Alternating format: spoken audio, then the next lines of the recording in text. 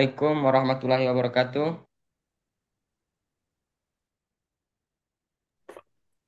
Waalaikumsalam warahmatullahi Assalamualaikum warahmatullahi wabarakatuh. Waalaikumsalam Eh, warahmatullahi wabarakatuh. Sebelumnya terima kasih kepada Bapak dosen. Perkenalkan kami dari kelompok 4 ingin mempresentasikan pemetaan Blackstream dalam keuangan. Sebelumnya perkenalkan nama saya Aldi Aryadi Putra dan eh, Mbak sebelah saya silakan perkenalkan namanya.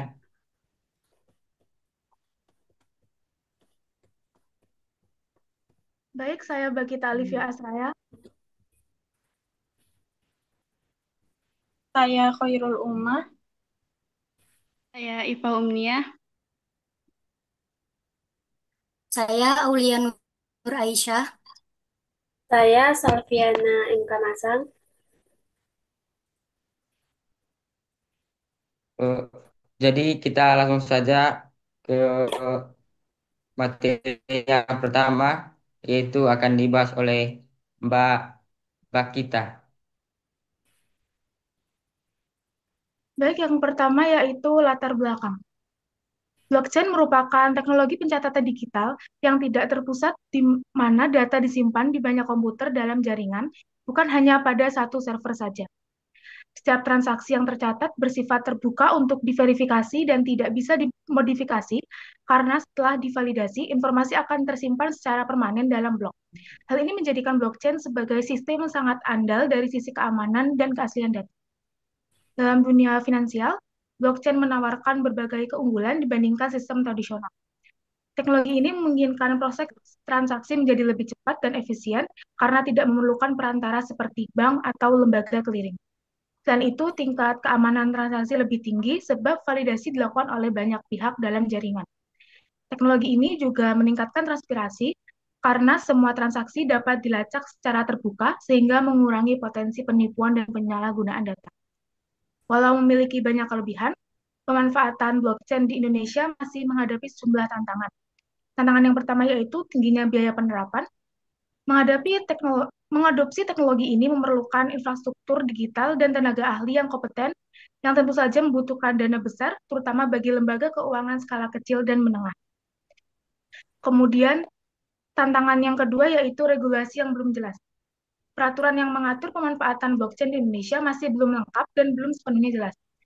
Hal ini menimbulkan keraguan bagi pelaku usaha dalam mengembangkan atau menggunakan teknologi ini secara luas. Kemudian, tantangan yang terakhir yaitu minimnya literasi teknologi. Sebagian besar masyarakat masih belum memahami secara menyeluruh apa itu blockchain dan bagaimana cara kerjanya. Rendahnya pemahaman ini membuat adopsi teknologi menjadi lambat dan kurang mendapat kepercayaan publik. Baik, selanjutnya.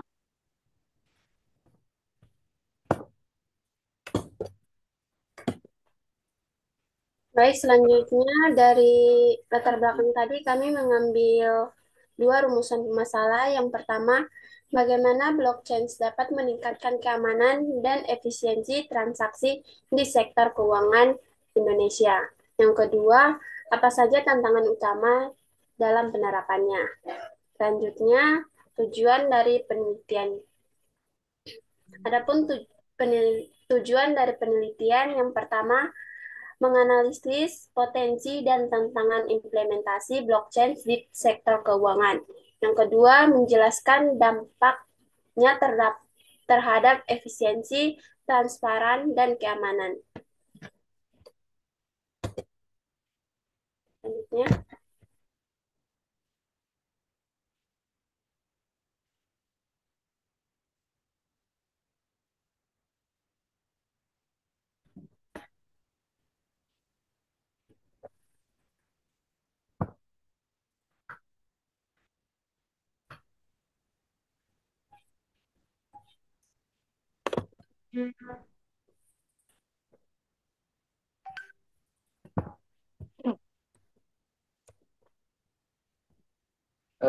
Kemudian masuk di metodologi penelitian. Dari penelitian ini kami menggunakan metodologi penelitian lateral yang mengumpulkan dan menganalisis informasi dari berbagai sumber pustaka yang sudah ada, terutama pada beberapa jumlah ilmiah, yaitu metode eh, penelitian, metode kualitatif, deskripsi digunakan dengan studi khusus dengan pada platform yang mengadopsikan teknologi ini. Data diperoleh melalui wawancara, observasi, dan lihat literatur analisis. Data dilakukan menggunakan metode Meles dan Berman. Sudah.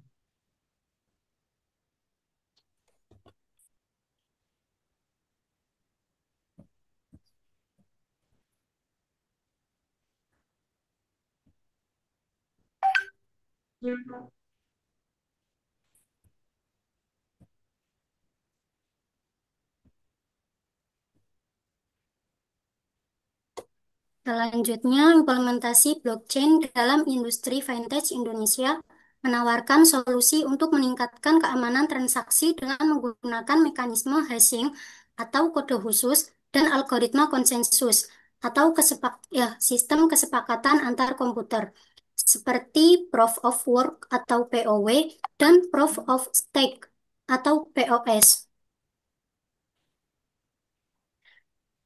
Teknologi ini juga bisa mempercepat waktu transaksi hingga 75% dan mengurangi biaya operasional hingga 40% dengan menghilangkan perantara.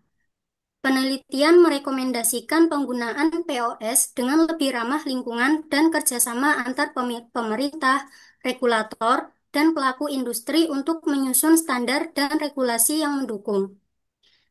Edukasi publik tentang pemanfaatan blockchain dan inisiatif seperti program regulatory sandbox oleh OJK, semacam tempat uji coba inovasi, diharapkan dapat mempercepat adopsi teknologi ini, menjadikan blockchain dasar untuk pertumbuhan ekosistem vintage yang aman, efisien, dan inklusif di Indonesia.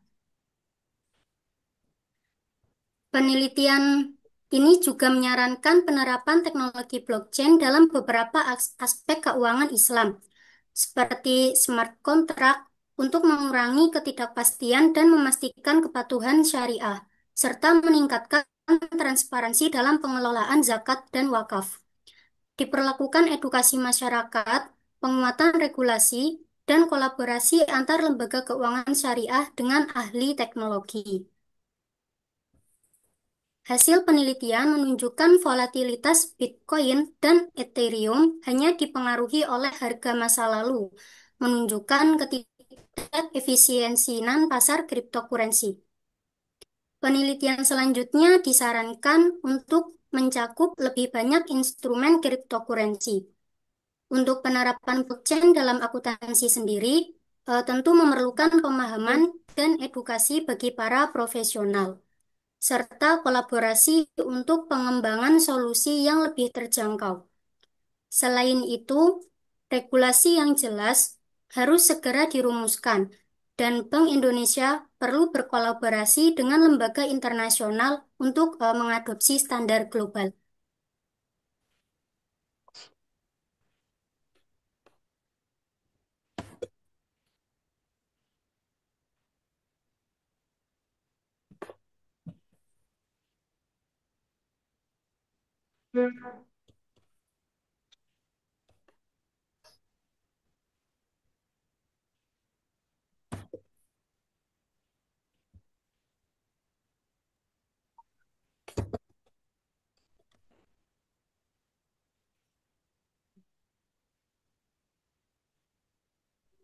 Untuk selanjutnya ada kesimpulan.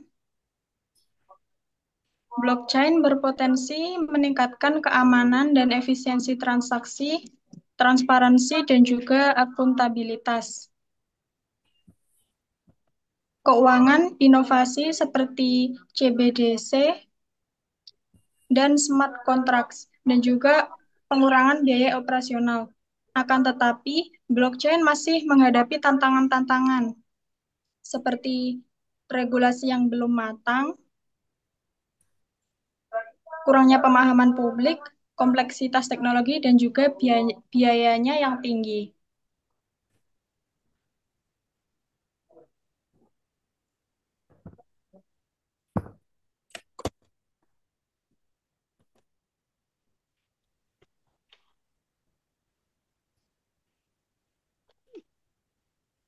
Kemudian ada saran dari blockchain ini untuk mengatasi tantangan tantangan ini diperlukan pendekatan multidimensional. Yang pertama itu adalah pengembangan regulasi, kolaborasi antara industri dan pemerintah termasuk Bank Indonesia dan OJK sangat penting untuk menyusun kerangka regulasi yang adaptif, melindungi konsumen, dan mendorong inovasi program seperti regulatory sandbox dapat menjadi langkah awal yang baik. Yang kedua, ada edukasi dan literasi digital. Peningkatan edukasi publik dan sosialisasi mengenai teknologi blockchain sangat krusial untuk membangun pemahaman dan kepercayaan masyarakat. Yang ketiga, ada pengembangan teknologi dan standar. Investasi dalam riset dan pengembangan teknologi blockchain yang lebih hemat energi, misalnya POS, dan pengembangan standar interoperabilitas akan mempermudah integrasi dan adopsi. Yang keempat, ada kolaborasi lintas sektor. Kerjasama antara lembaga keuangan syariah, ahli teknologi, penyedia platform e-commerce, dan bank sentral diperlukan untuk menciptakan ekosistem yang mendukung dan inklusif. Yang kelima, ada integrasi bertahap. Implementasi blockchain dapat dilakukan secara bertahap, dimulai dengan penggunaan platform yang sudah ada dan fokus pada kasus penggunaan yang memberikan nilai tambah signifikan. Lanjut.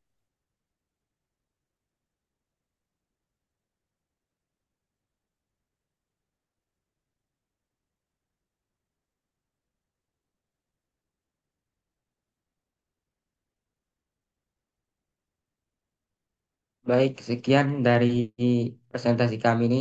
Mungkin ada dengan langsung dengan tanya jawab. Oke, baik Mas Aldi. Untuk presentasinya ya sudah disampaikan. Mungkin barangkali dari rekan-rekan di sini ada yang mau bertanya. Silahkan ditanyakan gitu ya melalui chat ataupun langsung mengaktifkan mikrofon gitu ya. Oke, sambil menunggu yang lain mungkin saya bertanya dulu ya. Untuk kelompok blockchain, ini pertanyaannya adalah rekan-rekan di sini kan mahasiswa di Fakultas Ekonomi Bisnis Islam terutama ya.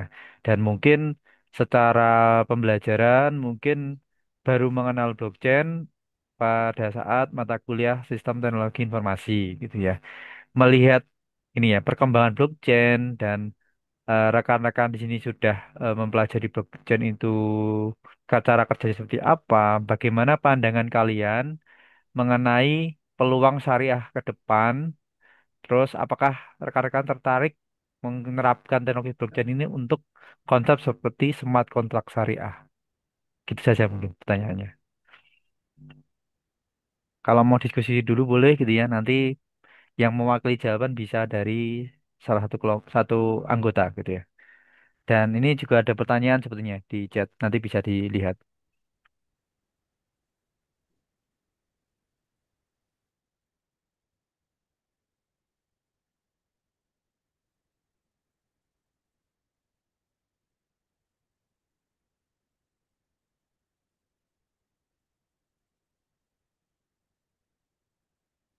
Baik, sebelum kami menjawab pertanyaan dari Bapak, lebih dahulu kami berdiskusi dulu, Pak. Silakan.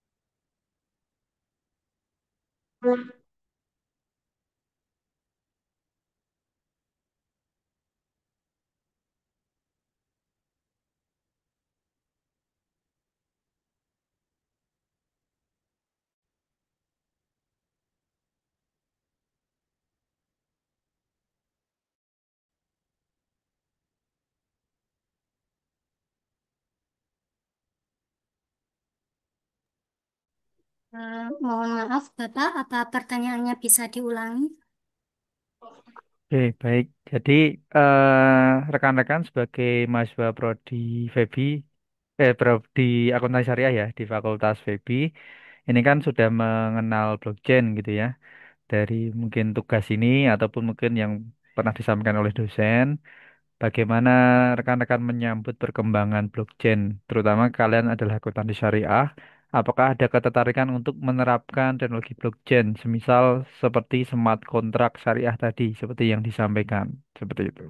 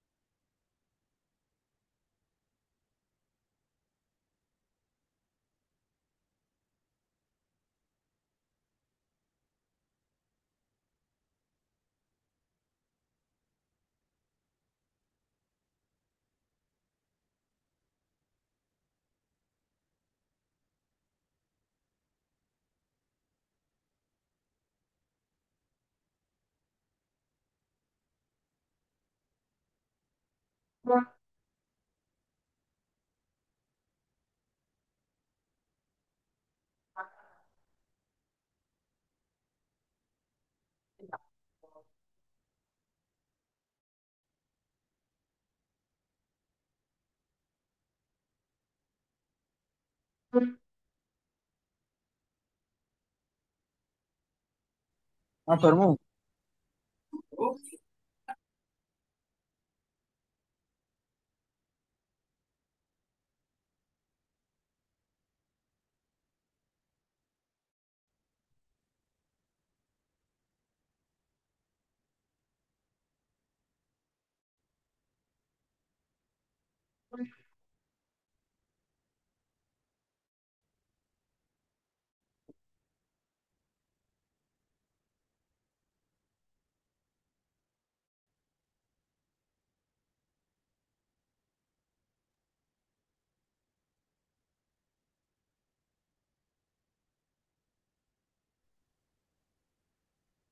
Baik, Bapak izin menjawab. Ya, silakan.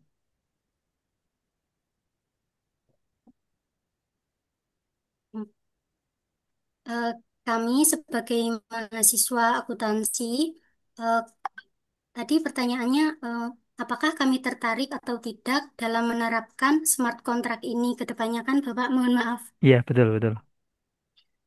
Jadi, men- kami tentu saja sangat tertarik untuk menerapkannya karena smart contract itu sendiri merupakan kontrak cerdas, yaitu merupakan program otomatis yang berjalan di blockchain itu sendiri ketika kondisi tertentu terpenuhi. Ini tentu bisa mengotomatisasi proses pembayaran, rekonsiliasi, verifikasi, sehingga dapat mengurangi kesalahan pencatatan bagi seorang akuntan sendiri. Jadi, eh, laporan keuangan yang dihasilkan tentu dapat lebih akurat. Seperti itu, Bapak. Oke, terima kasih. Lalu ada satu pertanyaan kayaknya di chat, Mbak. Mungkin bisa dilihat. Ya.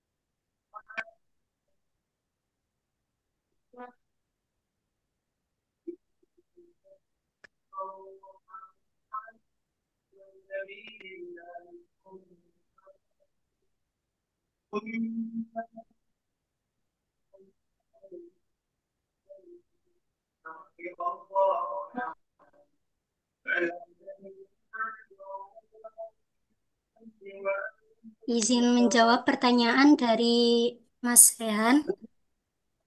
Tadi mengenai apakah ada sebuah perusahaan saat saat ini yang mengadopsi blockchain sendiri dalam sistem akuntansinya, atau adakah software yang sudah menggunakan blockchain ini?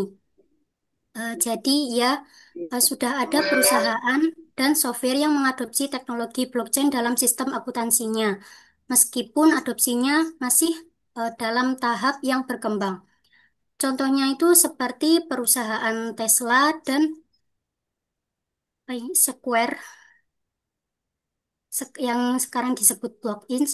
Kedua perusahaan ini memiliki eksposur terhadap kripto dan blockchain dalam neraca mereka dan menggunakan teknologi tersebut dalam pencatatan aset digital. Nah, kemudian eh, s- software yang sudah menggunakan blockchain ini terdapat beberapa, yaitu diantaranya eh, Luca, yaitu LUCA yang digunakan di Australia. Ini merupakan sistem pelaporan berbasis blockchain yang membantu dalam real-time accounting dan pelaporan pajak. Kemudian ada Base Layer, yaitu sebuah sistem ERP dan akuntansi berbasis blockchain untuk perusahaan yang bergerak di dunia aset digital. Kemudian ada juga Token Tax, Zenledger, dan Coin Tracking.